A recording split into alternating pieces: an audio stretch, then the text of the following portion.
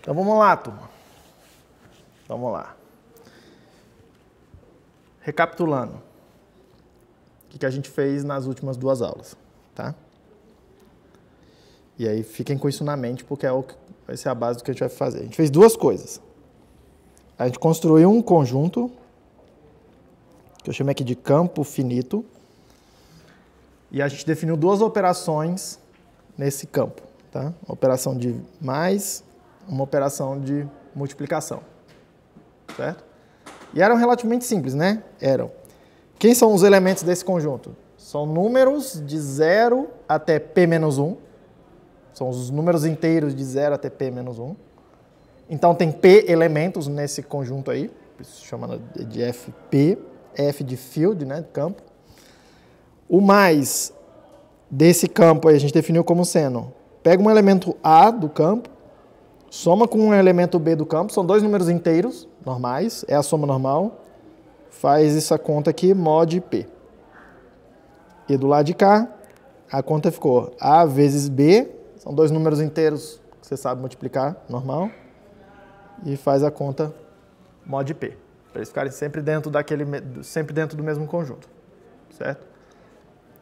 E aí a gente viu algumas propriedades disso aqui, definimos uma certa noção de divisão e por aí vai, tá? Mas as duas operações básicas são essas aqui. E todo o resto é construído a partir delas. Todo mundo bem? E essas operações a gente construiu para ter algumas propriedades específicas. Primeira delas, as operações são fechadas. Então o resultado da soma e o resultado da multiplicação sempre também é um elemento do campo. As duas têm um elemento neutro, tá? Tem um certo elemento lá que eu chamei de 0, que é a identidade da soma. Qualquer número mais esse elemento 0 é o próprio A. E tem um outro elemento que em alguns campos pode ser o mesmo do 0, tá? Não necessariamente precisa ser diferente. Mas tem um outro elemento que eu chamei de 1, que qualquer elemento A vezes esse 1 dá o próprio A. Ele é o elemento neutro da multiplicação. Ainda, essas duas operações aqui para a gente vão ter uma inversa, certo? Que significa que se existe um elemento A, existe um elemento menos A, de tal forma que quando eu somar as duas coisas, dá 1. E existe... Isso, 0. Beleza? E existe um elemento A elevado a menos 1, ou 1 sobre A, se quiser pensar desse jeito, de tal forma que quando você multiplicar os dois, dá 1. E o único elemento que a gente não exigiu que tenha uma inversa é o 0. Todos os outros precisam ter essa inversa. São as regras de multiplicar e somar que a gente está acostumado a fazer, tá? Assim, não tem nada, não é para ter nada estranho aqui. Não é para ter nada estranho aqui. Outra coisa que eu observei lá na hora é que o momento que você faz essa operação do mod alguma coisa, não importa, tá? Por exemplo, se eu estiver fazendo lá A mais B mais C mais D, tudo isso aqui, mod P, você pode escolher fazer A mais B mais C mais D e o resultado todo mod P. Ou você pode escolher fazer A mais B, aí faz o mod. Mais C, faz o mod. Faz mais D, faz o mod. Você pode meio que fazendo do jeito que você quiser.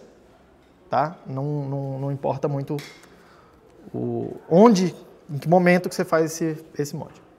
Que é eu normalmente chamo isso aqui de normalização. É fechar esse mod. Todo mundo bem? Que é para voltar para dentro do conjunto original.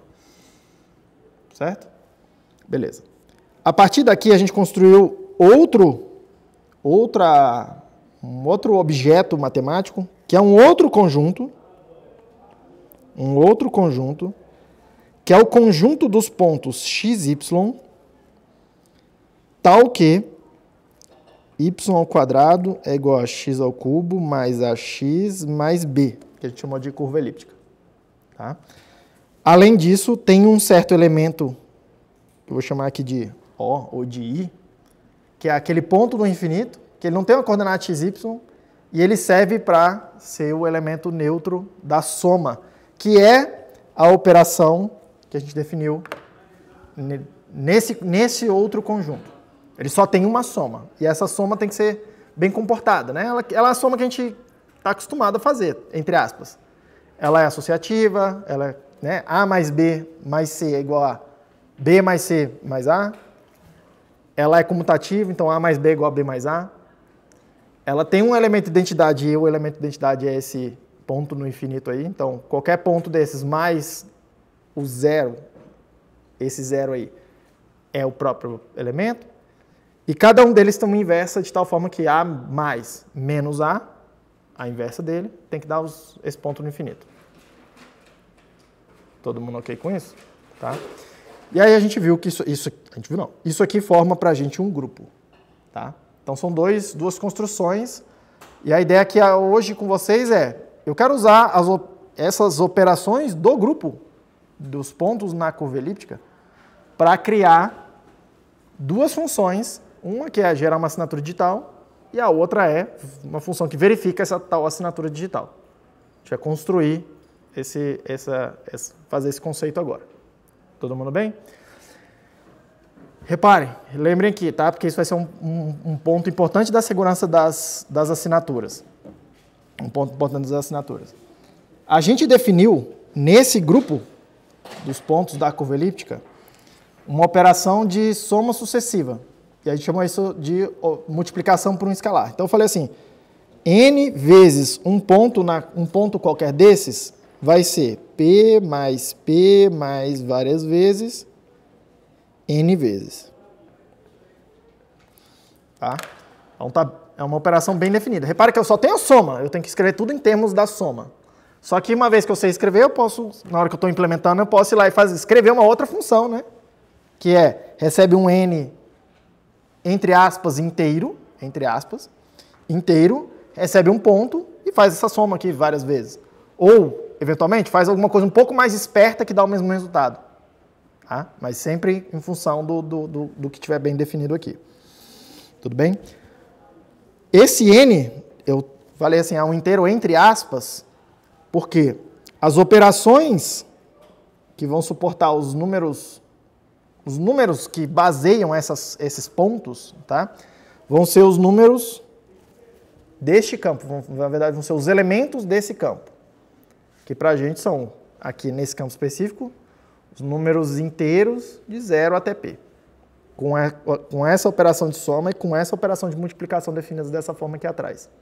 Mas a gente pode definir um campo de outras formas, tá? Tem polinômios, tem outras construções que podem ser feitas. E aí esses, entre aspas, números que estão aparecendo aqui vão ser esses elementos desse outro campo, que pode ser uma coisa mais complicada que um número. Um polinômio, por exemplo. Beleza? É isso que a gente tem. Tá? É isso que a gente tem. Ainda. A gente viu que boa parte da segurança, boa parte não, a segurança disso aqui vai depender do seguinte problema. Tá? Se eu souber um certo número e multiplicar por um ponto qualquer, que eu vou chamar de G, e o G, ele para mim vai ser um ponto bem específico, que é um parâmetro da curva. Todo mundo sabe quem é o G. A gente pré-define ele. Isso aqui vai gerar um certo ponto na curva. Peguei um número, multipliquei por um ponto, vai dar outro ponto. É o que a gente viu ali atrás. Tá? A ideia é que, se eu souber o E e se eu souber o G, é fácil, entre aspas, calcular o P. Eu tenho uma formulinha fechada, inclusive, para calcular o P. A gente fez ali. Tá tudo na minha mão aqui, é só ir lá e calcular. Ainda, esse cálculo aqui, ele é computacional, dizem que ele é computacionalmente pesado, porque ele é mais pesado do que ficar só fazendo uma multiplicação de dois números. Não é só dois números inteiros que estão multiplicando, é uma coisa um pouco mais sofisticada. Tá? Mas ainda assim é uma operação relativamente rápida assim, de você fazer. Tá? Ao passo que é o que eu vou chamar de caminho de ida. Tá? Se eu souber a chave privada, que é o I, eu calculo a chave pública. Mas se eu souber a chave pública e souber o G, a ideia é que eu não consigo calcular o E a partir dessa informação. Não é exatamente que eu não consigo. Eu sempre, repare, Esse E vem de um conjunto de números inteiros e é um conjunto finito. Eu sempre posso testar as combinações e se ficar testando até funcionar, até achar um que funciona. Eu sempre posso ficar testando vários E's diferentes. Eu sei o conjunto, eu sei que é finito, uma hora eu vou encontrar. Só que a ideia é que, para isso aqui funcionar, a ideia é que isso aqui eu preciso testar uma quantidade muito grande de elementos e é computacionalmente inviável de fazer. Tá?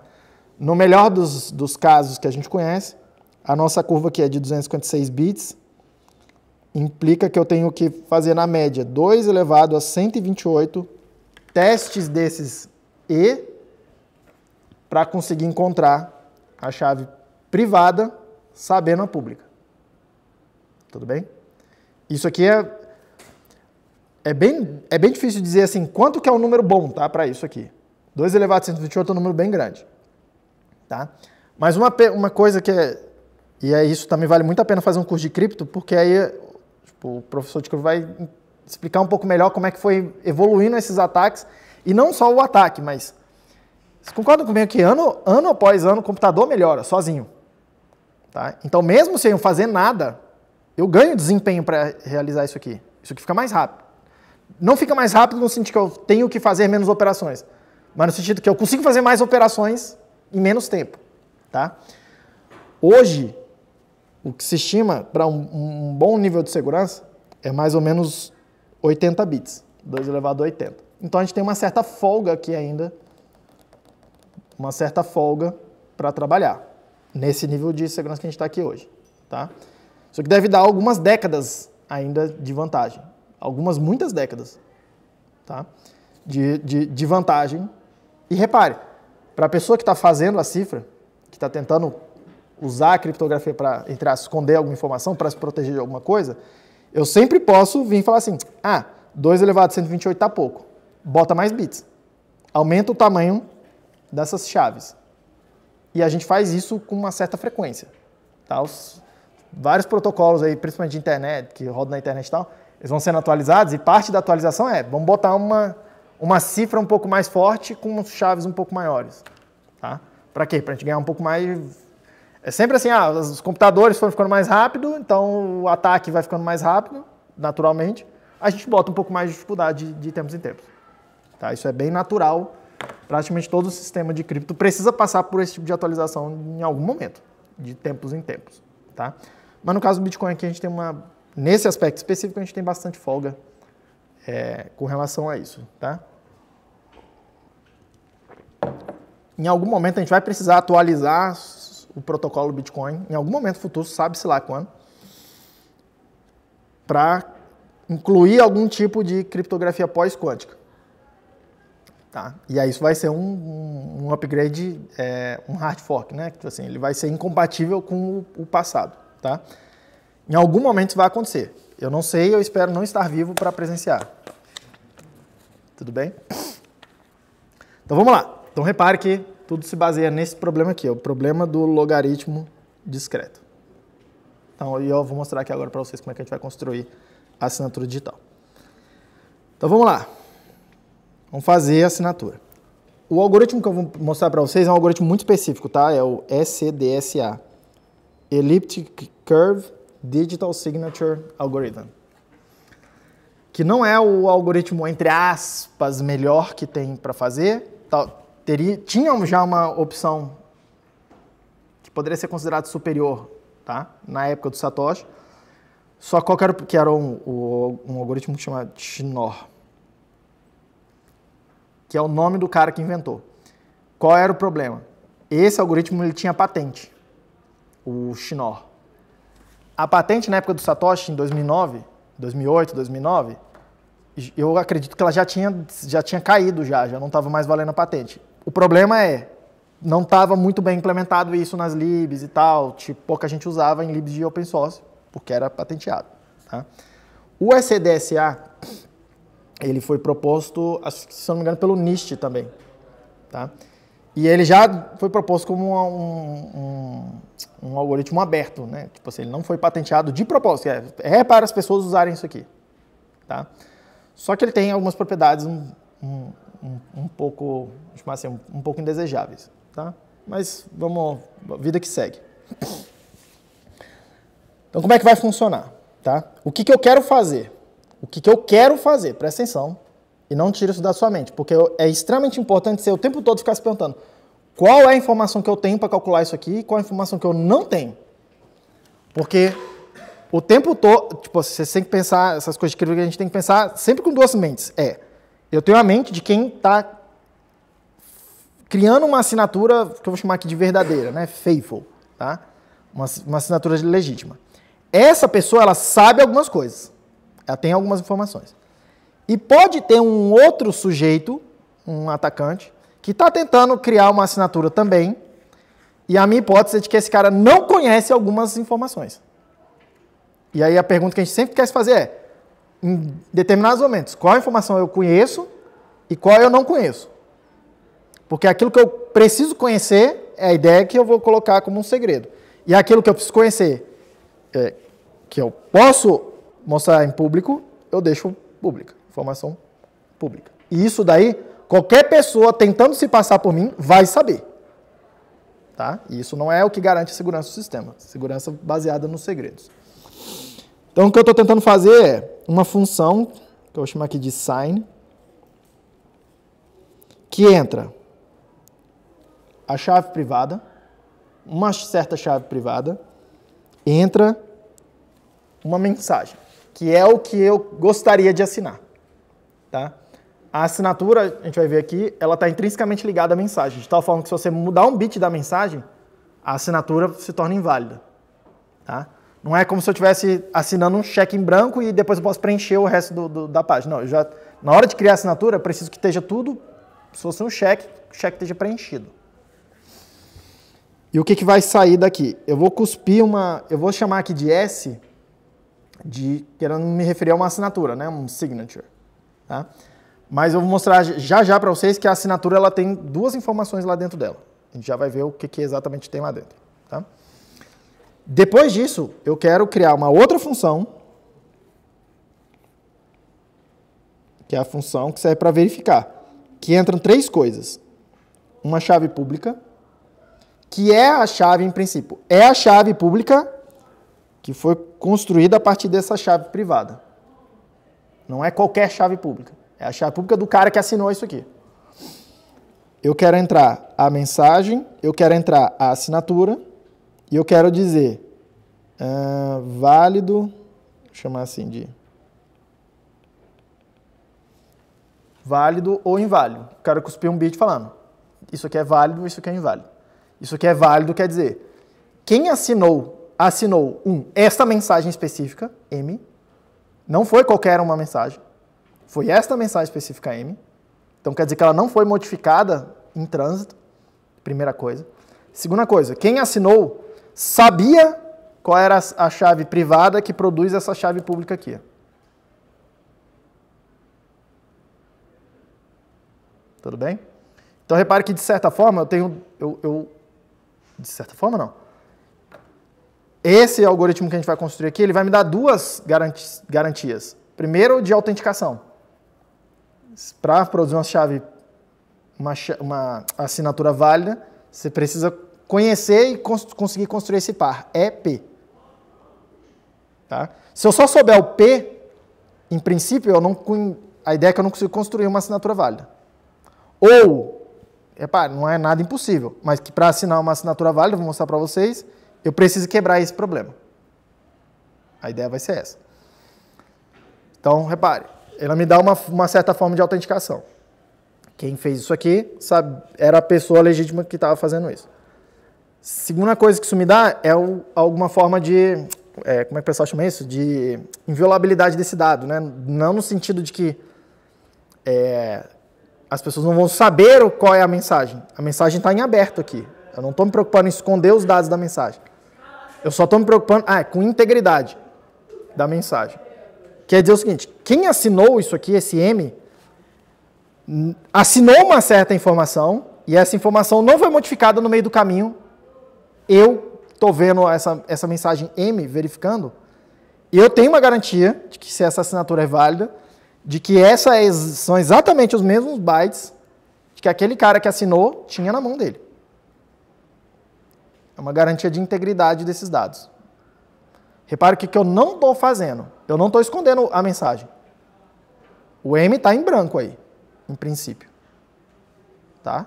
Sua assinatura não tem nada a ver com cifrar e decifrar mensagens, esconder dados.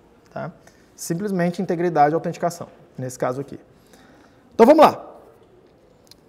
Primeira coisa, primeiro passo, eu escolho uma chave privada E, de tal forma que quando eu fizer E vezes G, G é um parâmetro conhecido da curva, é especificado na curva, isso produz uma chave privada, uma chave pública P. Ponto. Eu escolho uma chave privada, eu guardo isso e eu consigo produzir uma chave P, que é o que eventualmente eu vou mostrar para a pessoa que precisa verificar a assinatura. Todo mundo ok? Essa é a parte simples. 2. Eu vou escolher um outro número aleatório. Aleatórios. Ele não... Qual a melhor regra para escolher esse número agora? Rola uns dados aí, escolhe um número. Aleatório, tá? A ideia desse aleatório, inclusive, é que ele seja usado só uma vez. Eu vou mostrar para vocês por que isso já adiante, tá? Mas eu vou escolher um número aleatório que eu vou chamar de K minúsculo, de tal forma que, quando eu multiplicar o gerador da curva por esse K, eu vou produzir um outro ponto, certo? Um outro ponto que eu vou chamar de R, R grande aqui, que é um ponto aleatório. Em princípio eu não sei. Eu sei calcular, mas em princípio é um ponto qualquer lá da curva, tá? Esse R é um ponto na curva. Então ele tem uma coordenada X e uma coordenada Y. Ele é um ponto bem específico, tá? Eu vou chamar a coordenada X dele de R pequeno e eu não me importo pela coordenada Y. E eu vou guardar essa informação do R pequeno. Repare, quem está assinando conhece esse R pequeno. Eu que estou assinando, eu escolho o K, escolho o número aleatório, jogo os dados lá, e calculo esse R pequeno aí. Como? Multiplica pelo ponto gerador, pega a coordenada X e guarda esse R.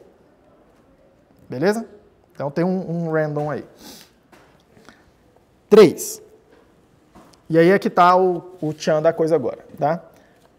O argumento é que essa equação aqui, ó, U vezes G mais V vezes P é igual a K vezes G, o argumento é que se eu escolher U e V diferente de 0, eu que estou assinando vou escolher esses dois números, tá? Onde U tem que ser diferente de 0, é um escalar, V é um escalar diferente de 0, o G é um parâmetro da curva, então todo mundo conhece, o P é a minha chave pública, que eu inclusive vou revelar, todo mundo vai conhecer. Em princípio, é informação pública, tá? Eu que estou assinando conheço. Diga. O e o V são dois números. A gente vai calcular umas formulinhas para eles, porque a gente vai calcular esses números aí. Eu não quero calcular de qualquer jeito. Primeiro eu estou construindo um argumento de que essa equação aí, com dois U e V escolhidos, em princípio arbitrariamente, desde que eles sejam diferentes de zero, o argumento vai ser que isso aqui é equivalente ao problema do log discreto que está aqui em cima. Tentar resolver aquela equação é tão difícil quanto resolver essa daqui.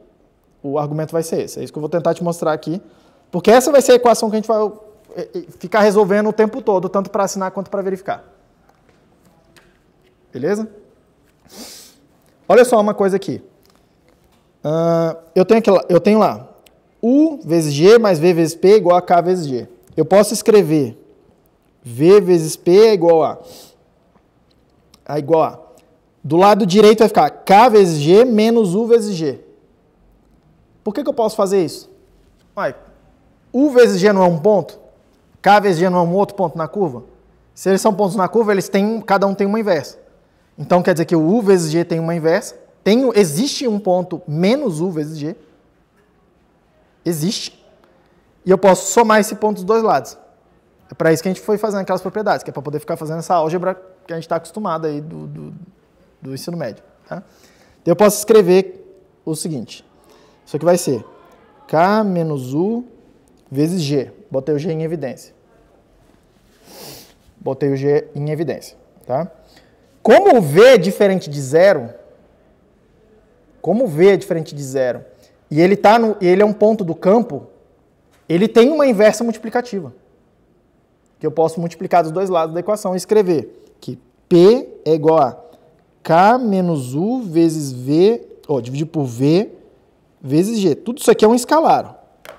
São as operações do campo finito. Tudo bem? E ali eu tenho uma divisão bem definida, né? Que a multiplicação sempre tem uma inversa, então tem uma divisão bem definida. Tudo bem? Reparem que quem está assinando, quem está criando a assinatura, sabe o K. Porque quem está criando a assinatura escolheu o K. Se eu estou criando a assinatura. Aliás, perdão, isso aqui tá errado. Não, tá errado não. Só está incompleto. Deixa eu escrever o seguinte. O P é minha chave pública, certo? Ela é calculada assim, ó. E vezes G. Que é o que está escrito lá em cima. Foi essa que definiu essa chave pública. Tá? E aí repare que do lado esquerdo da equação eu tenho um número vezes G, do outro lado da equação eu tenho um número, né? Escrito de uma outra forma, mas é um número vezes G. Vocês concordam que esses dois números têm que ser iguais porque eles estão gerando o mesmo ponto? Tá? Então eu posso escrever aqui. E tem que ser igual a K menos U dividido por V. E aí repare, eu que estou assinando, eu conheço o E, eu conheço o K, o E é minha chave privada. O K é o número aleatório que eu escolhi, que eu conheço. Eu preciso calcular dois números, não é calcular, é escolher dois números, U e V, arbitrariamente, em princípio, desde que U seja diferente de zero e o V seja diferente de zero. Mas reparem que, sabendo o K e sabendo o E, é fácil escolher dois números que satisfazem isso aqui. Basta você escolher um deles aí, escolhe o U, sei lá, U igual a 10, você calcula o V, certo? Não, escolhe o V igual a 37 milhões, você calcula o U. Você tem as informações para fazer isso aqui. Tá? Então, quem está assinando consegue facilmente construir U e V de forma que essa relação aqui seja verdadeira. Tá? Só que, se eu não souber a chave privada, eu entro num problema, que é, se eu não sei a chave privada, eu sei o P. Eu não sei o radical, eu sei o P. Como é que eu faço para escolher U e V? Mesmo que eu saiba o K, eu preciso produzir um número tal que multiplicado por G dá certo com a chave privada, ou com essa chave pública. Sabendo o P e o G. Eu preciso produzir um número que, multiplicado pelo gerador, gera a minha chave pública. Esse é exatamente o mesmo problema do log discreto na curva. Ele só está escrito um pouquinho diferente. Eu só decompus esse E nesse ponto aqui e escrevi esse E de uma outra forma. Eu decompus ele em outras componentes, que eu chamei ele de U, I, V e K. Todo mundo bem com isso? Então, repare. Quem está assinando consegue produzir o IV de tal forma que seja de verdade. Quem não está assinando, quem está tentando forjar uma assinatura sem saber a chave privada, precisa resolver o log discreto para conseguir produzir U e V que satisfazem essa relação aqui. Isso quer dizer que resolver esse problema aqui de escolher U e V sem saber a chave privada é tão difícil quanto o problema do log discreto da curva. Diga. P é a chave pública, K é a chave privada? Não, K é um número aleatório que a gente escolheu para criar a assinatura. Não, o chave privada é o E minúsculo. Chave privada é o E minúsculo. Isso. O K é um número aleatório. Tipo a anotação lá do máximo 20, que é o Kzinho. Acho que ele chama de outro jeito aqui. Mas enfim, isso aqui é um número aleatório. E é importante que ele seja aleatório e é importante que ele só seja usado uma vez. Eu vou calcular para você por que isso tem que acontecer. Esse aí não é o true random que a gente utiliza lá do 256 bits, verdadeiramente aleatório. Como assim um true random?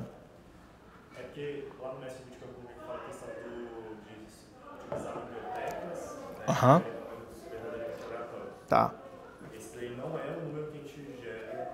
Esse número K, assim, vamos por partes. A melhor escolha para ele é, de fato, sair de algum lugar que é verdadeiramente aleatório. Essa é a melhor escolha. Só que na prática a gente não faz isso. Na prática a gente calcula um K que parece aleatório mesmo. Tem um RFC, inclusive, para isso. RFC é meio que os estándares da internet. Tem alguns padrões para calcular esse K deterministicamente.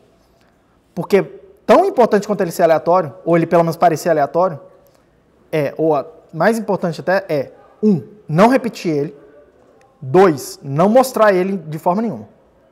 Eu vou calcular aqui porque que não pode nem repetir e nem mostrar ele em nenhum momento. Tá? Aí entra essa questão do tipo, o que é importante não é o fato dele ser aleatório. O que é importante é o fato de você esconder e não repetir. O problema é muito mais difícil não repetir uma coisa do que parece. Num programa de computador, você fala assim, escolhe um número, 0. Convenhamos, vocês são tudo engenheiro, é o que a gente faz, né? Pode ser qualquer número? Pode. 0. Não, 0 não pode. 1. Entendeu? É o que você faz. Ou tudo F. Tá? O importante é não repetir essa coisa. Tá? Aí tem alguns estándares que, por exemplo, calcula um certo K a partir da própria mensagem, porque aí se a mensagem muda esse K. Aí você bota alguma componentezinha aleatória, mas que a própria mensagem já vai fazendo, te obrigando a mudar, entende? Tá? Mas vamos para frente aqui. Então o argumento é esse, que resolver essa equação, que é escolher U e V, de tal forma que seja verdade, é tão difícil quanto resolver o log discreto na curva elíptica. Esse é o argumento. Tá? Beleza. Para assinar, eu preciso escolher U e V. Só que eu não quero escolher quaisquer U e V. Eu quero escolher U e V que tenham a ver com a mensagem que eu estou assinando. Eu quero escolher, vou repetir, eu quero escolher U e V que tenham a ver com a mensagem que eu estou tentando assinar. Então eu vou reescrever, eu vou embutir essas informações no U e no V. Eu posso escolher de qualquer jeito, eu escolho como eu quiser, né? Então vamos construir uma coisa que dependa do M, tá? Então eu vou fazer o seguinte, eu vou escolher arbitrariamente mais ou menos, é o algoritmo, tá? Eu vou escolher assim, U vai ser Z dividido por S. O que é o Z? Z é o hash da mensagem.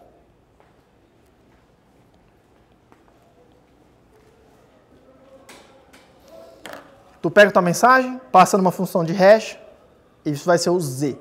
A gente vai chamar isso aqui de commitment da assinatura. O compromisso da assinatura.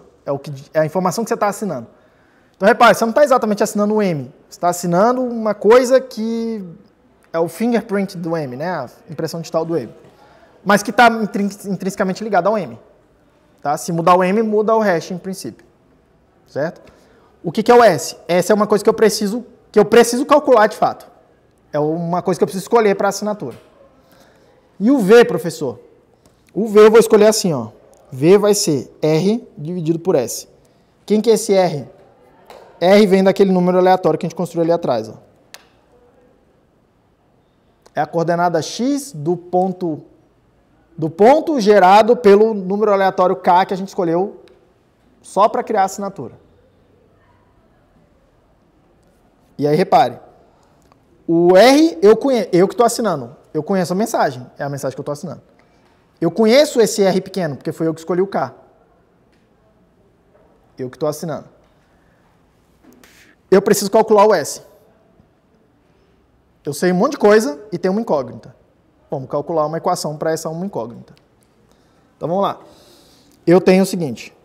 U vezes G mais V vezes P igual a K vezes G.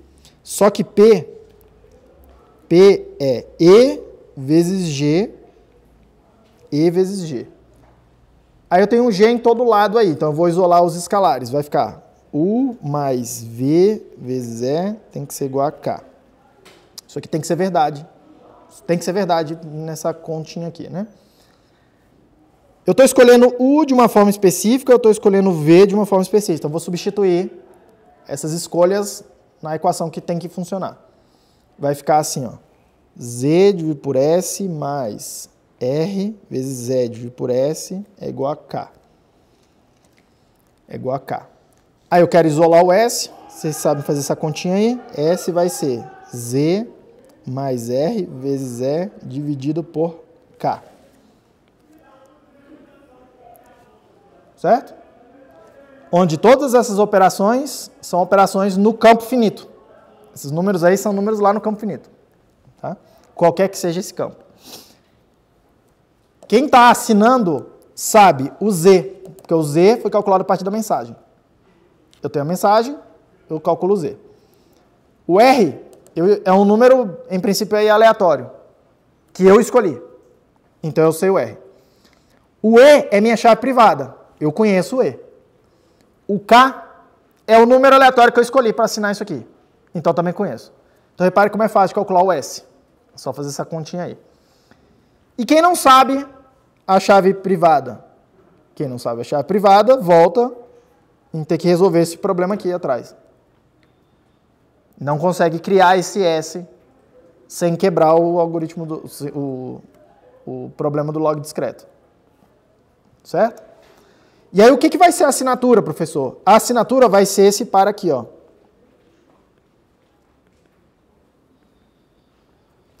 Vai ser o par R pequeno S. R pequeno S. Que a gente sabe produzir. É relativamente fácil. Repare que é relativamente fácil de criar assinatura. Você cria esse R tem a ver com o número aleatório que você que escolhe.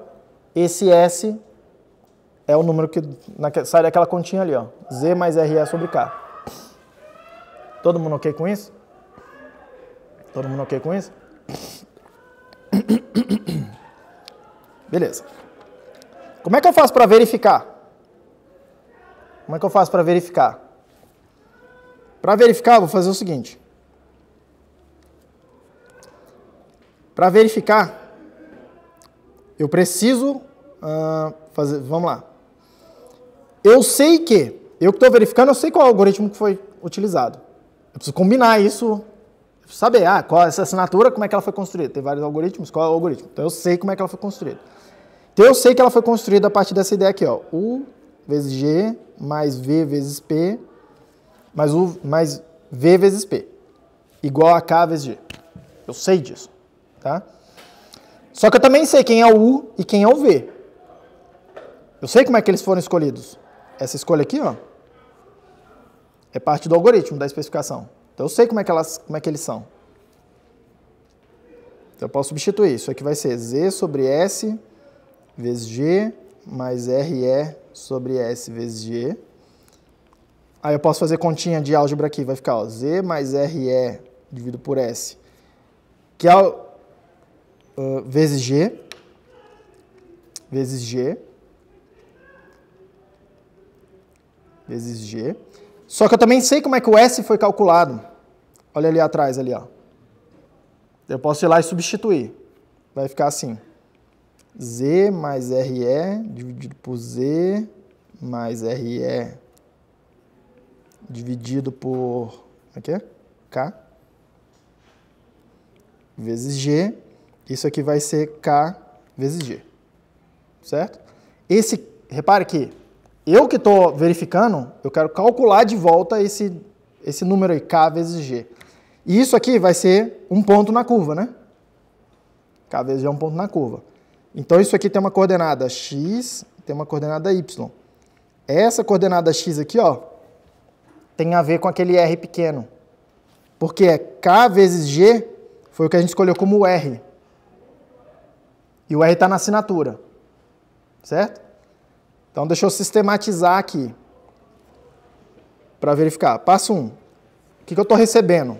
Eu estou recebendo RS, que é a assinatura. Eu estou recebendo o Z. Ou eu estou recebendo a mensagem e eu sei calcular o Z. Ou eu estou recebendo já direto o Z. E eu estou recebendo a chave pública do assinante. São as informações que eu conheço. A assinatura, a mensagem e a chave pública. Que é o que eu coloquei na caixa preta lá atrás, né? Cadê ela aqui, ó? São as informações que eu vou entregar para o verificador. Então, essas são as informações que eu tenho.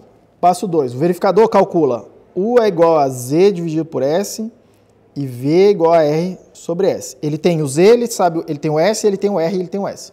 Então, ele calcula o U e o V. Sem nenhum segredo. 3. Ele calcula, o verificador calcula R é igual a U vezes G mais V vezes P. Eu calculei o U, eu sei o G, porque eu sei a curva. Eu calculei o V, com a informação que me foi dada. Eu tenho o P, que é a informação que me foi dada. Então, eu consigo calcular esse R. Certo? Esse R, ele tem uma coordenada x e y. Esse x que está do lado de cá, que eu calculei, tem que bater com o R que está na assinatura. Que é o R que foi calculado lá atrás pelo assinante. Essas duas coisas têm que coincidir. Se elas duas coincidirem, a assinatura é válida.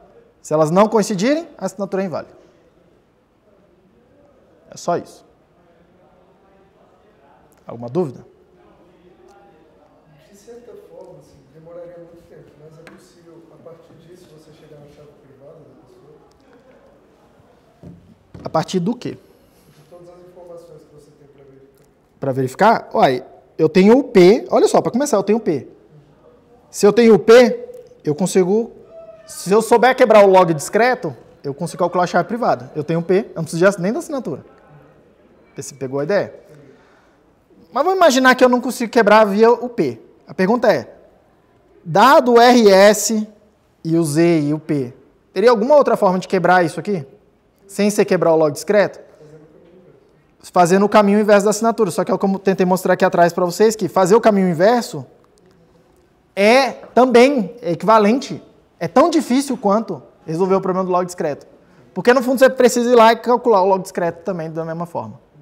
Entendeu? Então, tipo, por qualquer lado que você tenta resolver esse problema, né, de calcular a chave privada, sabendo aquelas informações ali, você cai no problema que é o log discreto. E aí a hipótese de segurança é, o atacante não consegue quebrar esse log discreto. A hipótese de segurança é essa. Ou pelo menos não consegue em tempo hábil, né? Assim, em tempo razoável. É computacionalmente impraticável ele quebrar. Pode ser que você comece a testar e deu sorte, com 2, 3, 4, 5 tentativas, achou, tá? Mas você concorda que qual a probabilidade disso acontecer? 2 elevado a menos 128, cara. Tipo, é um troço assim... É a mesma coisa de você apontar um átomo no universo e falar assim, ah, esse aqui é o certo. Tipo, entendeu já, né? Todo mundo bem? Então, repare, é relativamente simples criar e verificar a assinatura.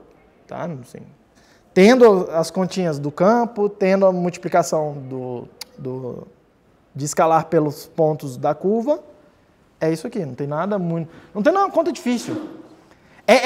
Cara, assim, toda vez eu me explode a mente, tá? Pensar que é continha de novo. É continha de somar e multiplicar. É continha de somar e multiplicar. Me espanta como é simples, entre aspas, simples, e me espanta como é um problema difícil de quebrar, né? De voltar e achar uma informação, tá? Que é a chave privada. Pergunta, filho. Para verificar aqui, eu tenho que comparar então o X com o R. O R que está na assinatura com o R que você calculou, que é esse X aí. A assinatura, então, ela é composta por o R e o S. Aí eu pego esse Isso. e comparo com o X. Você recebeu a assinatura. A assinatura tem 2 números lá dentro dela, tem R e tem S.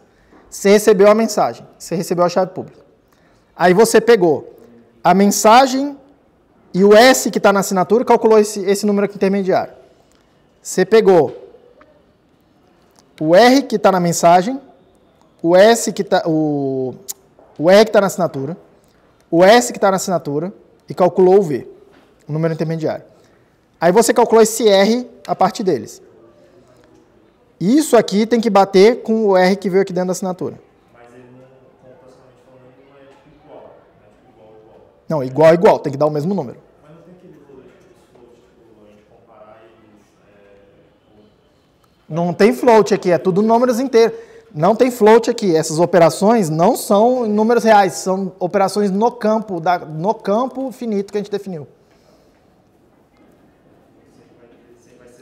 Você pode fazer essas operações no campo dos números reais.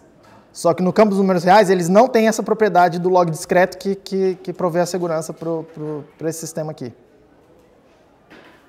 Entendeu a questão? Então, essas operações de mais vezes, dividido pelos números, é no campo finito que a gente definiu.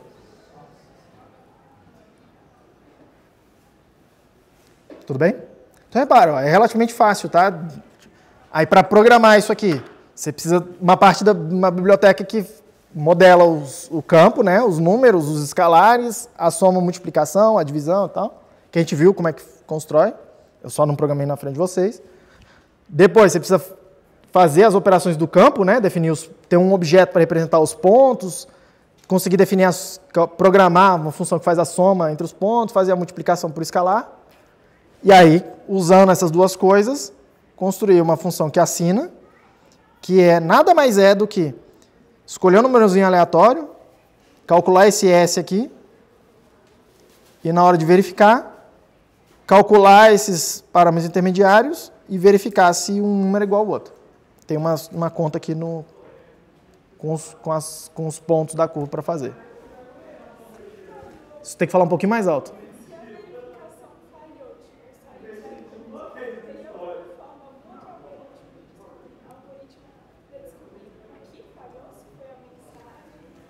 Essa é uma excelente pergunta. Se a verificação da assinatura falhar, tem alguma forma de eu saber o que é que falhou? Se é a mensagem que está errada, se é a assinatura que está errada, se é a chave privada que está errada? Em princípio, aqui não tem como descobrir.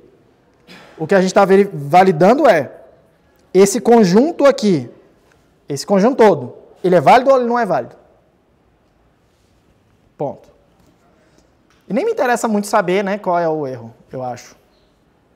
Pelo menos agora que eu não consigo visualizar, tipo, por que eu informaria... por que eu informaria... Para que serviria essa informação de eu conseguir dizer se é o P que está errado? Porque pensa comigo, eu estou atacando, eu sou um farsante, estou tentando produzir uma assinatura sem saber uma chave. Em princípio, eu sei o M. Eu sei o P da pessoa que eu estou tentando personificar. Eu já sei que é a assinatura que está errada.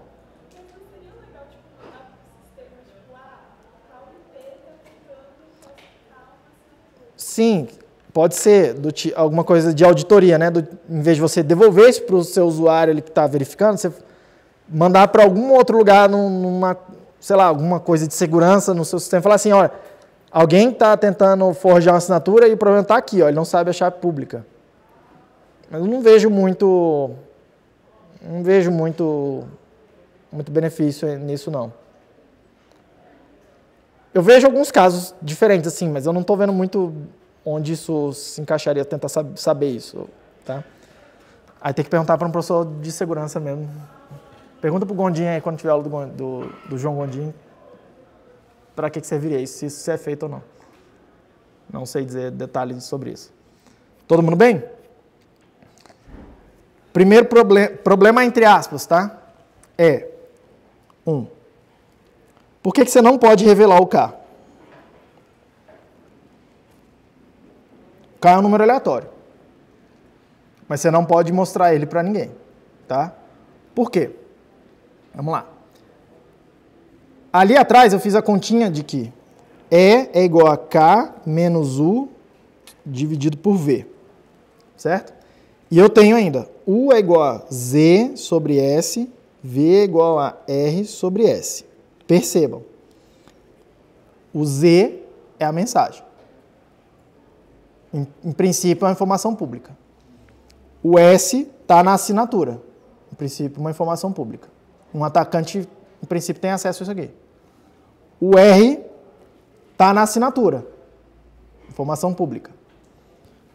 Quer dizer que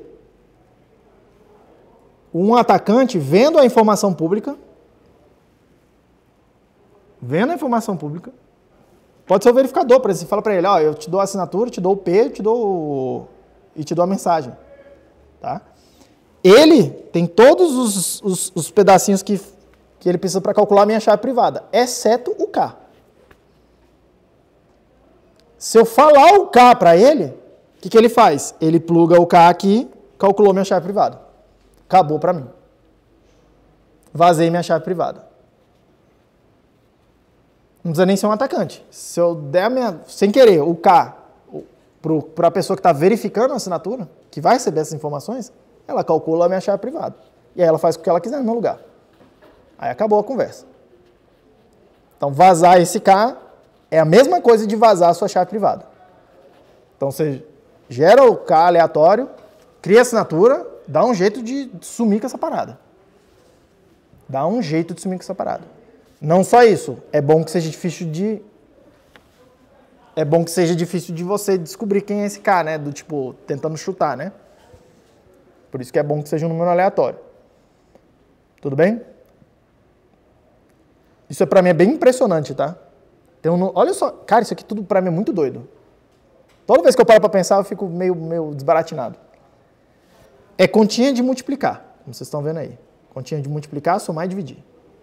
A criança entende isso aqui que eu estou fazendo. Tá? A criança entende isso aqui que eu estou fazendo. Tem um número aleatório no meio. Se tem um número aleatório, vocês concordam comigo que toda vez que se eu pegar a mesma mensagem, assinar uma vez, vai dar um R e um S. Se eu assinar de novo, eu preciso sortear outro aleatório, tal, não sei o que, vai dar outra assinatura. Se eu assinar uma terceira vez a mesma mensagem, com a mesma chave, vai dar uma terceira assinatura diferente. Olha que doido. Não é uma assinatura travada numa mensagem.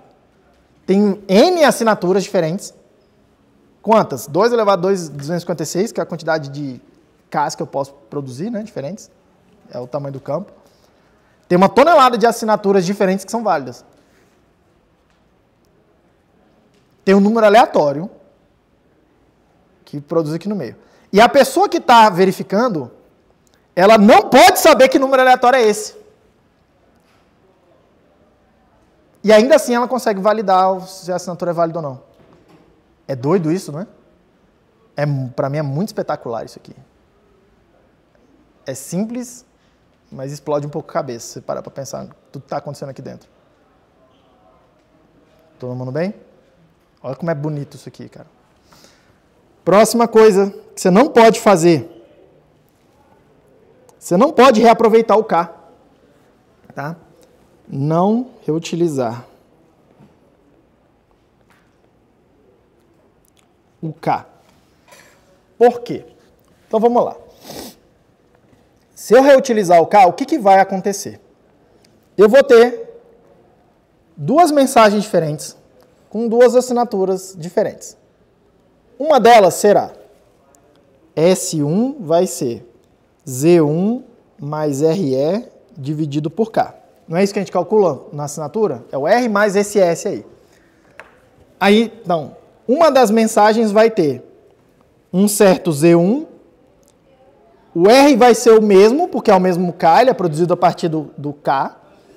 O E é sempre o mesmo, que é a minha chave privada. Tem o K ali, que é o que eu estou falando, no caso de reutilizar. Então vai produzir um S1. Se eu assinar uma segunda mensagem com o mesmo K, eu vou ter um S2, que é Z2 mais RE dividido por K. Certo? Eu posso dividir um número pelo outro, escrever assim, ó, S1 dividido por S2 vai ser Z1 mais RE dividido por K, dividido por Z2 mais RE dividido por K. Então vai cancelar os Ks. Daí eu posso escrever o seguinte, mexer aí na álgebra e escrever assim, ó, S1 vezes RE menos S2 vezes RE é igual a S2Z1 menos S1Z2. E aí eu posso isolar o E do lado esquerdo da equação e ficar com S2Z1 menos S1Z2 dividido por RS1 menos RS2. Repare que eu tenho uma conta para a minha chave privada. A pergunta é, eu tenho essas informações? O S2 eu tenho, porque é a assinatura que em princípio é pública. O Z1 é uma mensagem que em princípio é pública. O S1 está dentro de uma assinatura que é pública. O Z2 é uma outra mensagem que está pública. O S1 a gente viu que é público. Esse R é o R das duas assinaturas. Tem que ser igual. Também está público. Tenho todos os dados que eu preciso para calcular a chave privada do assinante dessa coisa. Então, mesmo que você não revele o K, se você reutilizar, descobrir sua chave privada, acabou. Eu vejo duas mensagens, faço essa conta aqui, e é assim que a gente faz, tá? Pega duas mensagens, faz essa conta, testa se essa chave, testa se esse número, E vezes G, produz a chave pública. Eu sei a chave pública. Eu que estou verificando, eu sei a chave pública. O cara tem que me dizer. Então, o que eu posso ficar fazendo, tá? Eu posso ficar olhando várias mensagens dessa, fazendo essa continha nos pares, né, 2 a 2, e comparando com a chave pública, e vendo se alguma hora bate com a chave pública. Porque se bater, acabou, já sei a chave privada. Repare que isso aqui não é quebrar o log discreto. Isso é muito mais fácil. É só o cara dar a bobeira de assinar duas mensagens com o mesmo K. Isso o quê? Não, no início de Bitcoin não. O algoritmo é esse até hoje. Mas sem monitor ficar modificando o cara. Isso aí já se conhece, sei lá, desde os anos 80, talvez, nos anos 90. Acho que desde os anos 90, essa coisa de assinatura, acho que é lá para os anos 90.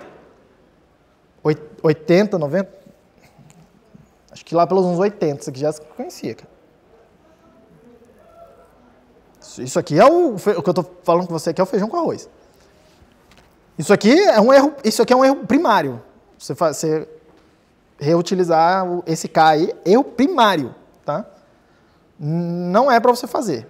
Não quero ver nenhum de vocês fazendo isso aqui em hora nenhuma. Tudo bem? Não é para vocês fazerem que nem o pessoal da Sony, que fez o PlayStation. Acho que era o PlayStation 3, 2, sei lá, um dos PlayStation, daqueles que tinham CD e tal, não sei o quê, que tinha DRM na parada. DRM é uma assinatura digital. O que eles faziam? Eles assinavam todos os DRM com a mesma chave, ou com o mesmo K. O que alguém fez? Exatamente o que eu estou falando para vocês aqui. Pegou duas assinaturas dessa aí, né, de dois jogos diferentes, sei lá. Pega duas assinaturas dessa, calcula a chave privada, e ele bota num chipzinho lá, pum, e aí o chipzinho fica dizendo, a assinatura é válida, a assinatura é válida. Por quê? Porque ele sabe produzir as assinaturas o tempo todo. Tu não vai fazer Isso é um erro... com todo respeito ao pessoal da Sony lá, tá? Mas isso aqui é um erro primário. Eu vou estar rindo aqui, mas é um caso de bilhões de dólares, né? Tudo bem? Não vai fazer isso, tá? Se você for errar, erra coisas mais difíceis, por favor. Não vai fazer isso aqui. O mínimo, de novo, vou repetir, cara, vocês vão saber o mínimo de cripto. Mas o mínimo de cripto é um pouco mais do que só ter uma biblioteca pronta lá e usar. Porque, repare, você tem uma biblioteca pronta para usar, em princípio, até a biblioteca cuida disso para você. Mas para você fazer essa besteira aqui, sim, é uma brincadeira. Todo mundo ok? Todo mundo bem? Eu vou andar para frente, tá? Assim, eu já terminei o que eu queria falar hoje, mas vou andar para frente aqui, que eu vou ter um evento amanhã, então... Até devagarinho, cara. Pela Diga. quantidade, acho que é meio difícil, mas dá pra duas pessoas com duas chaves privadas diferentes chutarem 2 K diferentes e acabarem chegando no mesmo valor? Pode acontecer, né? Mas isso não tem problema, né? Não, pela quantidade... Porque as chaves são diferentes. Tá. Mas mesmo assim, então não daria pra alguém usar isso aí e acabar acertando? Não, porque aí, no caso, as chaves são diferentes. Como é que você vai verificar?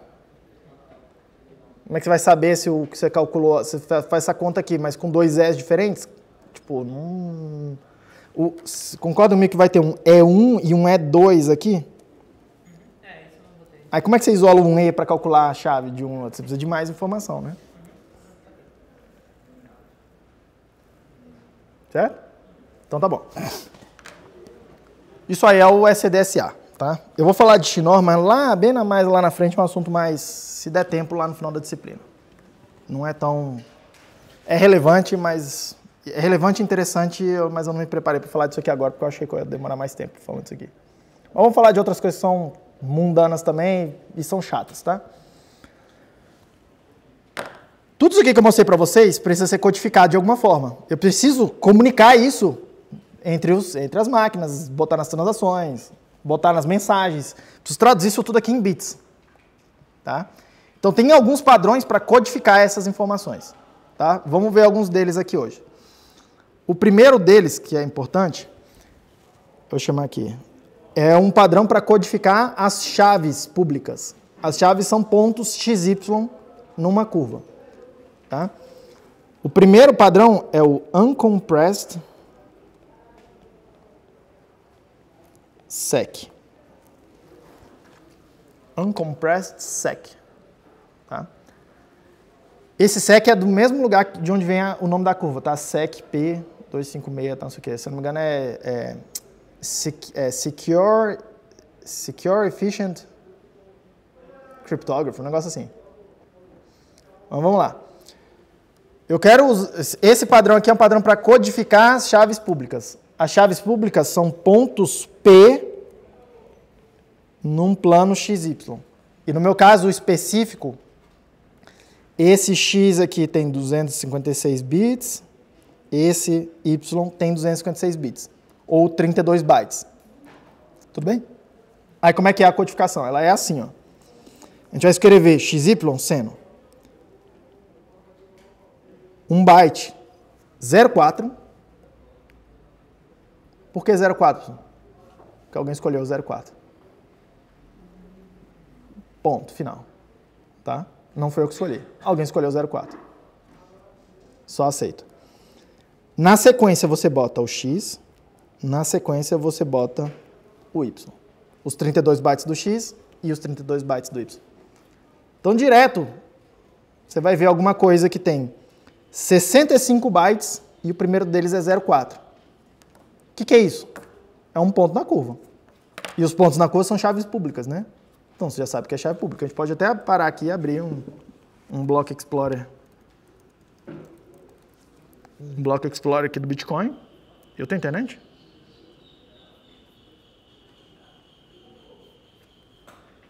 Se a internet colaborar.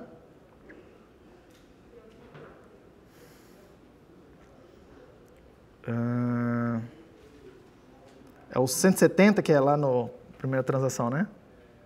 170.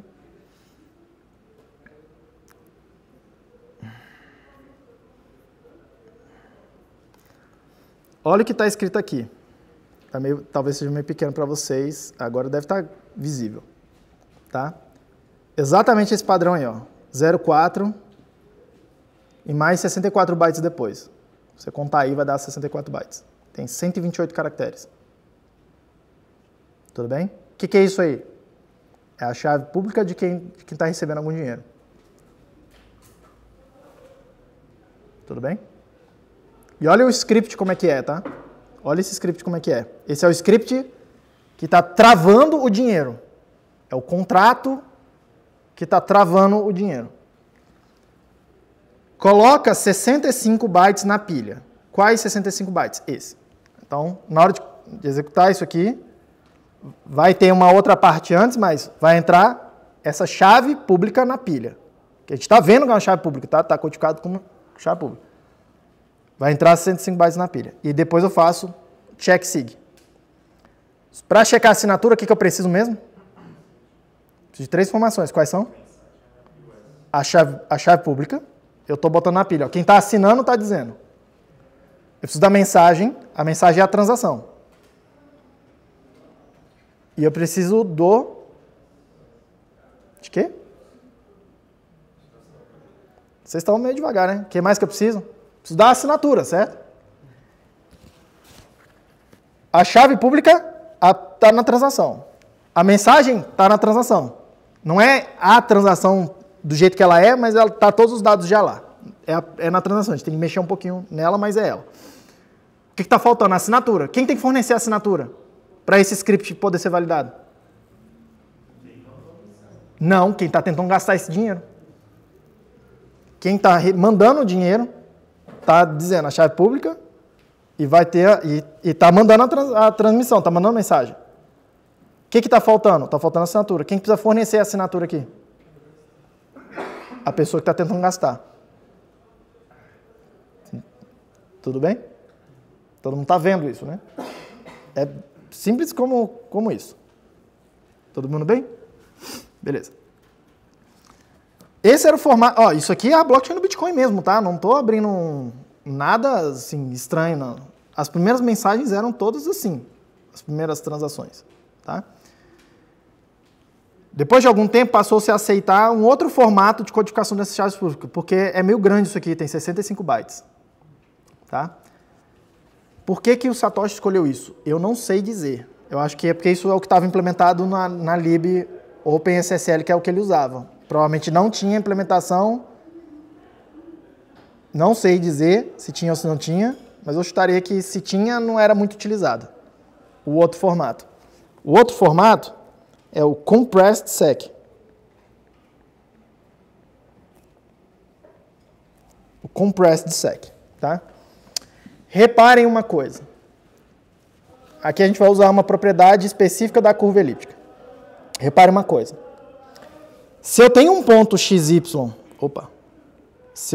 eu sei um ponto que satisfaz a curva, tá? Qual curva? Y² igual a x ao cubo mais ax mais b. Tá? Por conta da simetria dessa curva aí, eu sei que isso aqui implica que o ponto x menos y também satisfaz. É só tu ver. Vai entrar na conta. O x é o mesmo.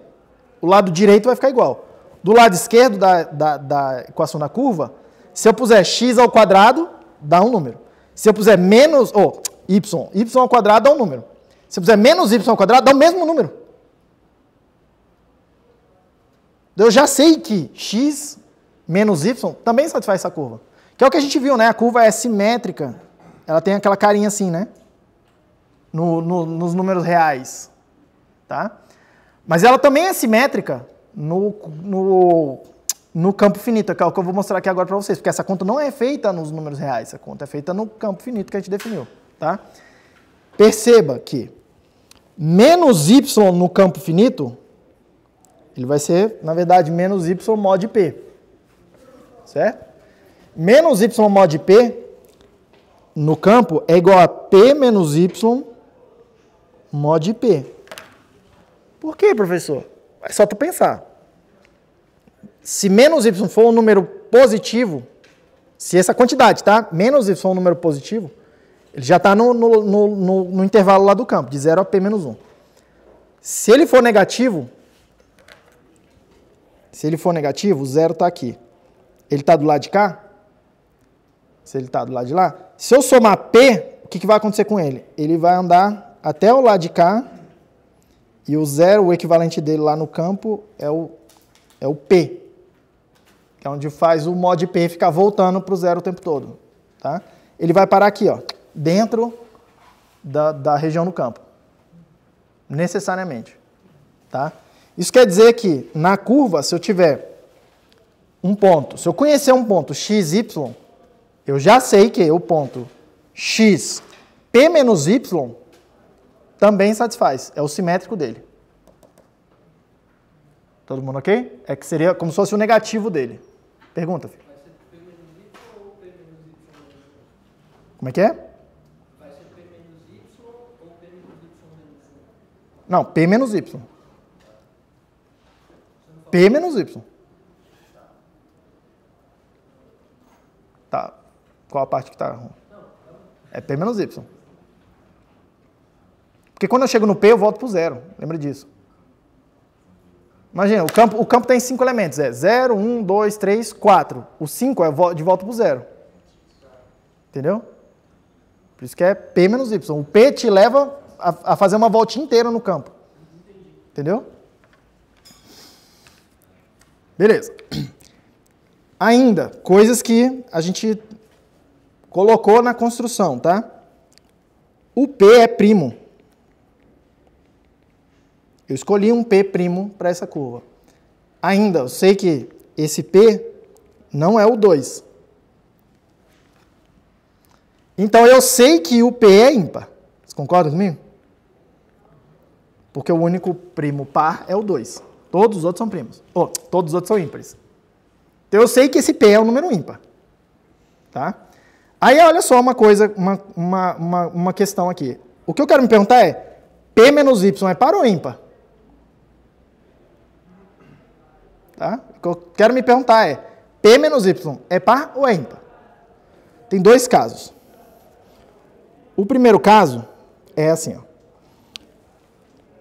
P menos Y, eu quero saber se é par ou ímpar, supondo que o Y é par. O P a gente já sabe que é ímpar. O Y pode ser par ou ímpar. Ele está solto, né? Mas ele só pode ser par ou ímpar. Então vamos testar a primeira possibilidade. Se o Y for par, o P eu sei que é ímpar, essa conta aí dá par ou ímpar. Isso aqui vai ser, eu posso escrever assim, ó, tá? Eu posso escrever P, se eu sei que é ímpar, como sendo 2M mais 1, porque 2M mais 1 é sempre ímpar. E eu posso escrever o Y como sendo 2N, porque 2N, independente do N, eu sei que é um número par. De acordo? Eu posso botar o 2 em evidência aqui, e escrever assim, ó, 2M menos N mais 1. E aí, repare, não me interessa quanto que dá M menos N. O que me interessa é que vai dar um número, que vezes 2 é par, mais 1, o resultado todo é ímpar. Isso quer dizer que se o Y for par, isso aqui é ímpar. Todo mundo ok? O outro caso é o seguinte, ó, P menos Y, se o Y for ímpar.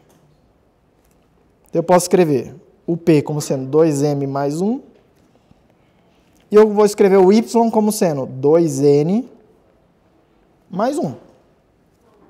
Um número ímpar menos um número ímpar. Certo? Aí eu posso botar o 2 em evidência. Vai ficar, 2M M menos N mais 1 menos 1. Então os 1's cancelam e aí sobrou isso aqui. E aí repare que independente do M e N, vai dar um número e 2, esse número, vai ser um número par. Olha que curioso. Uma feliz coincidência. Olha que curioso que a gente acabou de perceber. Se eu tenho um ponto na curva XY,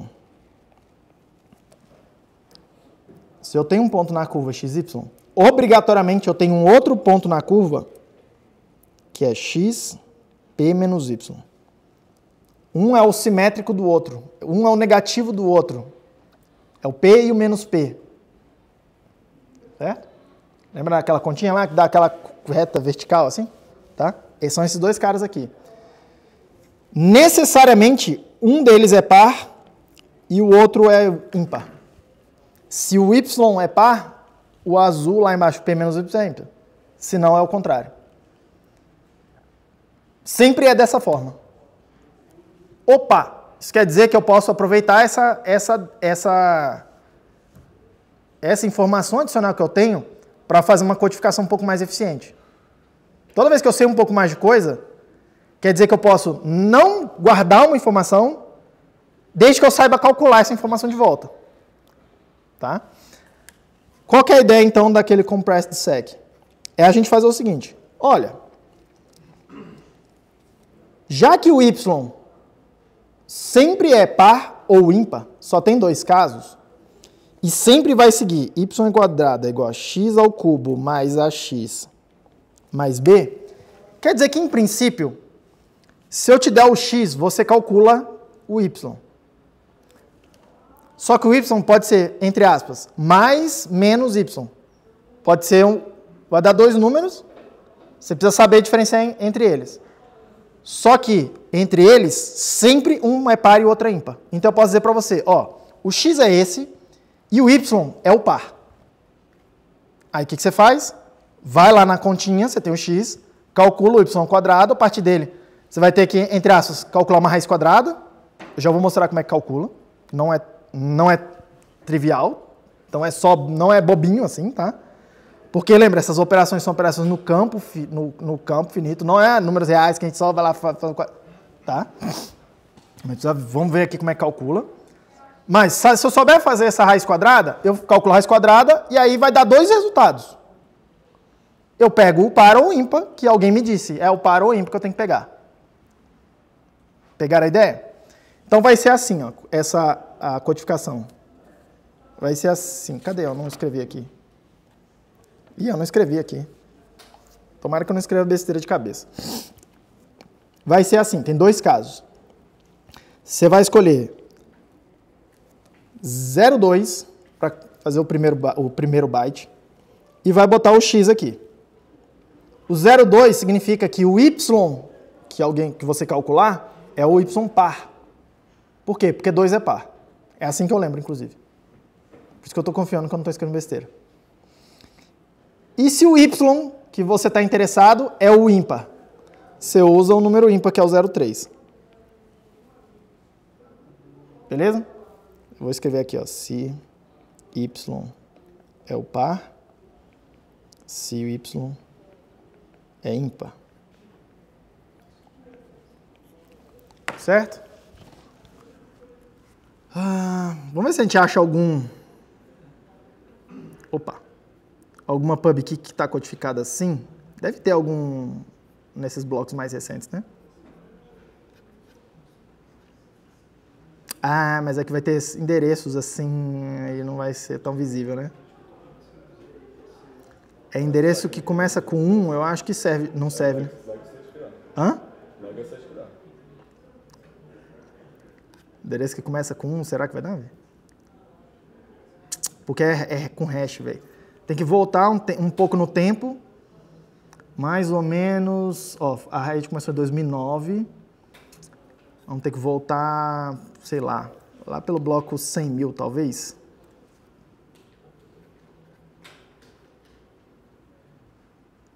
Tá vendo que é do P2PK? Aqui ainda é 0,4, tá vendo? Mas aqui também já é tudo page script. Acho que eu não vou conseguir mostrar aqui direitinho, mas já eu calculo umas chaves para vocês com o PSSL e a gente vê elas aqui. Aliás, podia fazer isso agora. Peraí. Não. Antes de mostrar isso aí. Tem uma questão que é, como é que eu calculo a raiz quadrada disso aqui que eu vou precisar, tá? Isso aí não é trivial. Então vamos lá. Porque nessa codificação eu tenho x, eu sei calcular x ao cubo mais ax mais b, mas para achar o y eu não preciso fazer a raiz quadrada do número que der aqui. Tá? Então a pergunta é, como é que eu faço a raiz quadrada no campo finito? Tá? Então vamos lá. Presta bem atenção comigo, tá? Porque a gente não sabe calcular raízes quadradas em qualquer campo finito. A gente só sabe calcular em alguns campos. Tá? Não é tão simples quanto parece. Se o campo que a gente está lidando tiver a seguinte propriedade, P mod 4 for igual a 3, P é a ordem do campo. Se isso for verdade, tá? Se isso for verdade, eu posso escrever que P mais 1 mod 4 é 0. Porque lembra, mod 4 eu estou dentro de um conjuntinho que é 0, 1, 2, 3. Se eu tenho lá P mod 4 dá 3, na hora que eu somar 1 e fizer o mod 4, eu vou para o próximo número desse conjunto de 4 coisas, que é o 0 de volta. Tudo certo? Beleza. Isso quer dizer que, isso aqui implica que P mais 1 dividido por 4 é um número inteiro. É isso que está escrito aí. Se P mais 1 mod 4, o resto da divisão é 0, quer dizer que quando eu dividir P mais 1 por 4, vai dar um certo número inteiro, vai dar um número, que é inteiro, e o resto 0 na divisão. Vai dar uma divisão exata. Quer dizer que P mais 1 sobre 4, dividido por 4, é um número inteiro. Que é um número, repara, um número do campo finito. Nem todos os números que a gente escrever aqui fazem parte do campo do FP. Mas esse aqui faz. Esse aqui especificamente, ele existe lá dentro. Tá? Eu quero encontrar W ao quadrado igual a V. Sabendo que o V é x ao cubo mais ax mais b. E eu ainda tenho a informação do pequeno teorema de Fermat, que diz para mim que um número qualquer W elevado a P menos 1, mod P, é 1. Certo? Aí eu posso juntar isso tudo. Ó. Eu posso escrever que W ao quadrado é W ao quadrado vezes 1. Só que 1 é W elevado a P menos 1. Certo? Só que isso aqui eu posso juntar esses W's aí, botar o W em evidência e escrever que isso aqui é W elevado a P mais 1. P menos 1 mais 2. Todo mundo ok? Beleza. Esse P é um número primo, certo? E ele não é 2. Pelo menos não no campo que a gente vai lidar. Não é 2. Então ele tem que ser ímpar. Esse P é ímpar. Se o P é ímpar, P mais 1 é par. P mais 1 é par. Se P mais 1 é par, deixa eu até escrever, ó. Se P mais 1 é par, quer dizer que P mais 1 sobre 2 é um número inteiro. E está lá no campo, né? É um número que eu posso usar para as continhas aqui, porque ele existe lá no meu campo. Todo mundo bem? Beleza. Isso quer dizer que eu posso escrever o seguinte, que W é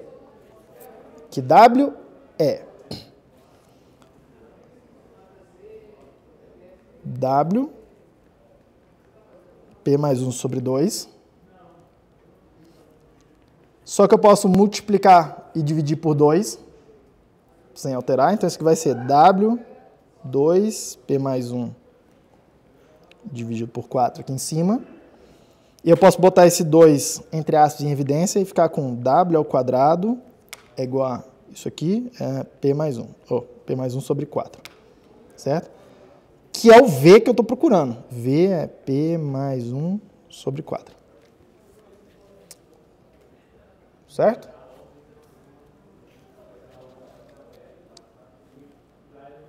Todo mundo ok com isso? Então agora eu passo a ter uma formulinha para calcular o W aí, fazer essa raiz, tá? Desde que o P do campo satisfaça isso. Felizmente, o P do SECP 256K1 satisfaz isso. Então, a gente pode fazer essa continha e calcular, por meio aqui desse V, P mais 1 sobre 4, calcular o Y que está faltando para a gente. Todo mundo bem com isso? Tá? Ah, professor, mas olha só uma pergunta. Não era para dar 2 números, a raiz quadrada? Era, aqui só deu 1. Imagina que esse número que deu aqui é um número par. E lá na minha codificação, eu disse que é o ímpar, que é para escolher. Como é que eu faço? Soma P, ou subtrai P, né? Porque se XY ponto, o outro ponto é XP menos Y. Você calculou o Y. Se ele não é o ponto que você quer, faz P menos aquilo que você calculou, P menos essa conta aqui, e vai ser o que você está procurando. Então você consegue sempre calcular os dois que você está precisando. Todo mundo ok com isso? Vamos ver aqui essa parada? Antes de eu mostrar os 10, vai dar tempo? Vamos ver e depois na aula que vem a gente faz mais um pouco de coisa. Tá visível aí para vocês esse tamanho, né? Espera aí, essa página já foi, essa página já foi. Vou usar o OpenSSL para gerar chaves e tal, não precisa decorar esses parâmetros, é mais para a gente ver um pouco a cara disso aqui tudo acontecendo, as codificações, tá? Porque as codificações elas não são específicas do Bitcoin, isso já era já era bem padronizado na época, tá? Então vou usar aqui OpenSSL, caramba, na hora que tem alguém olhando eu não consigo gerar a parada. Menos G aqui, menos name, menos out, menos param enc explicit. Aqui eu estou pedindo pro OpenSSL gerar chaves para mim, tá? Ele gerou um arquivo, que se eu olhar o que tem aqui dentro, tem os parâmetros da curva elíptica. No caso aqui eu pedi para ele a curva, que é a curva do Bitcoin. A gente já vai olhar. Os parâmetros da curva elíptica. E uma coisa aqui que ele está chamando de chave privada. Reparem que está codificado com os caracteres aqui. Claramente não é hexadecimal isso aqui, né? Tem barra, tem A maiúsculo, tem C minúsculo, tem Q, tem E. Claramente está codificado de algum outro jeito. Vou comentar isso com vocês provavelmente na aula que vem. Que codificação é essa? Tá? Não é a mesma codificação que a gente usa no Bitcoin. A gente usa uma, entre aspas, melhorada, mas que não é tão melhorada assim. Tá?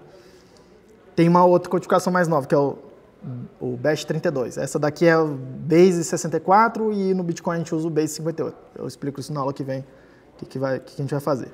Tá? Se eu pedir para o OpenSSL, no out, não sei o que, eu quero ver as chaves, no out text. Eu dei para ele aquele arquivo e falei assim, decodifica essa parada para mim aí, o OpenSSL. Tá? Então, repare, tem algumas informações aqui. Ó. Tem uma chave privada, que é um número de 256 bits. Como é que ele escolheu isso? O princípio é um número aleatório. Tá? Não é para você ficar mostrando isso na internet.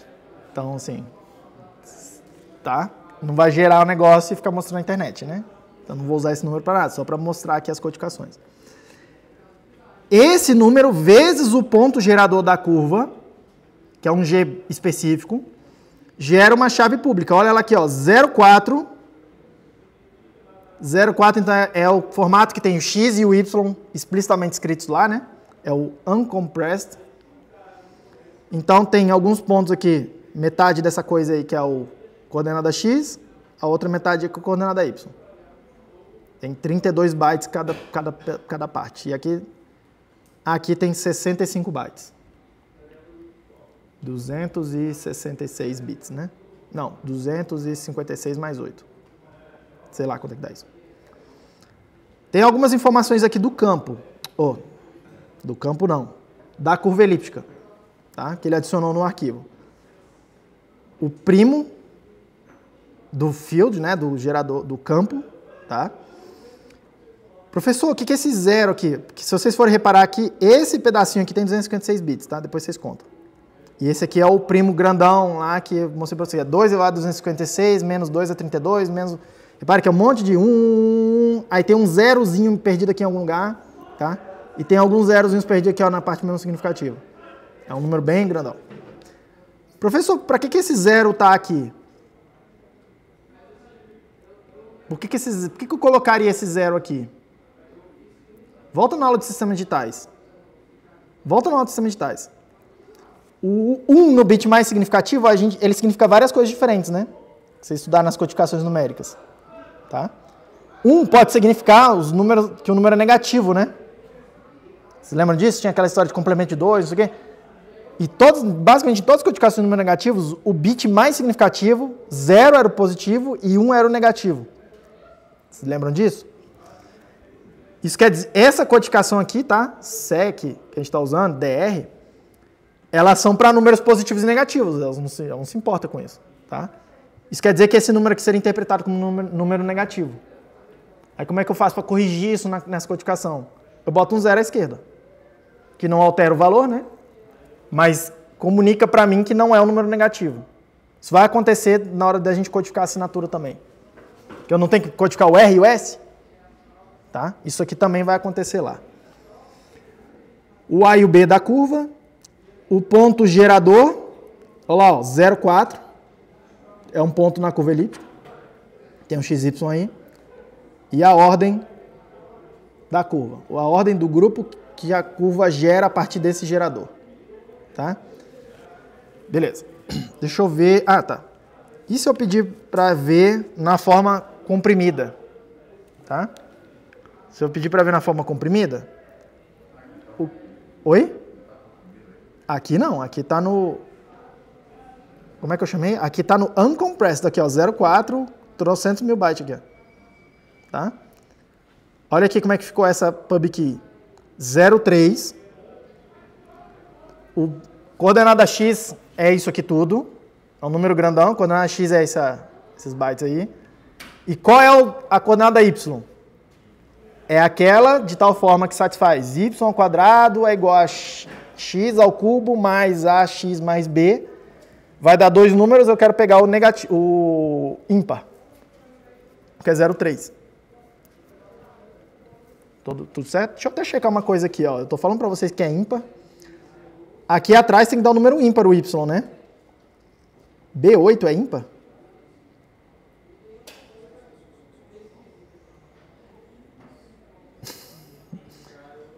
Aliás, não, mas não é esse, não é o gerador, né? É a pub key. ED é ímpar? É 0. ED é ímpar? Vê aí pra mim. ED é ímpar? ED é ímpar, né? Porque F é o 15. F é o 15, menos 1, menos 2 para dar o D é ímpar. Isso aí é o 13, o D. Então é ímpar mesmo. Ufa. É o ímpar mesmo. E o ponto gerador? Olha lá, é o 0,2 alguma coisa. Então aqui tem a coordenada X dele. Ó, vamos até checar. 79BE66. 79BE66, blá, blá, blá, blá, blá. E é para pegar o par desse coisa aqui. É par mesmo? É par, porque 8 é par. 8 lá no final é par mesmo. Tudo bem? Essa é a forma como a gente escreve as chaves públicas e privadas. Privadas não, né? Privada é só um número de 256 bits, tá? Não tem nada especial. A chave pública é que tem alguma coisa porque tem mais informação. Tem mais informação, tá? E repare que esse compressed não é exatamente comprimida, né? Eu só estou usando um truque algébrico ali para não precisar codificar todo o Y. Mas a informação é a mesma que está lá. Você consegue, com menos bits, trocar, né, espaço de armazenamento por computação, por tempo. Tá? Você está trocando tempo por memória aqui, né? Aqueles trade-off de computação meio clássicos assim. Todo mundo bem com isso? Na aula que vem eu quero mostrar para vocês a codificação da assinatura, que eu não mostrei aqui. Quero mostrar aquela codificação ali, base, no meu caso aqui, 58, que é uma coisa parecida com a codificação que está sendo usada nessas letras aqui, tá? Que é a codificação que a gente vai usar para escrever esses endereços aqui, ó. Aqui, isso aqui é um endereço de Bitcoin. Repare que não é hexadecimal, né? Ó, tem J, tem Q, tem D. É bem parecido com o que está aqui, ó. É parecido, não é a mesma coisa, mas é parecido, tá? Esses endereços aqui, eles têm alguma lógica. Tem uma certa lógica. E, em parte, eu preciso mostrar a codificação e quais os dados estão guardados aí. Todo mundo bem? Bom descanso para vocês. Até a aula que vem.